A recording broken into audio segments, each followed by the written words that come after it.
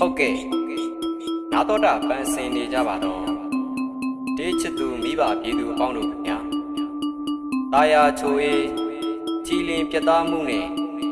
ကြားရသူတိုင်းကိုယ်စိတ်နှလုံးရှင်ပြုံးပြီးနာတော်တာပန်းစင်တေးလာတန်းစင်အလှများဖြင့်ဖြော်ပြေလို့ဧကန်တင်ဆက်ပေးနေဒေသန်စင်ပေါက်ဆက်မှာဆိုရင်ဖြင့်ရှမ်းပြည်နယ်တောင်ပိုင်းပင်တရမြို့နယ်မြင်းမူကြီးပါမှာဆက်စရာလေးကိုနေလင်းဦးစီးတီထောင်ထားသောရင်းလက်ကျဲဒီလတန်းစင်ပေါက်ဆက်ပဲဖြစ်ပါကြောင်းရိုသေလေးစားစွာဖြင့်ပန်ကြားအပ်ပါသည်ခင်ဗျာ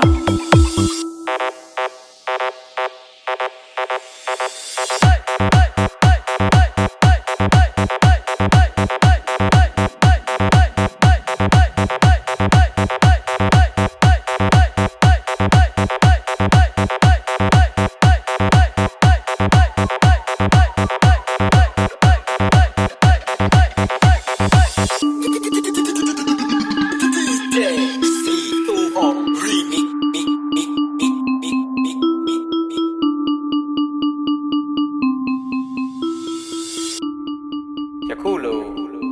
ရင်းလက်ကျဲဒေသန်စင်ပေါက်ဆက်ရောက်ရှိလာချိန်မှစလို့ဒီမြို့ဒီနယ်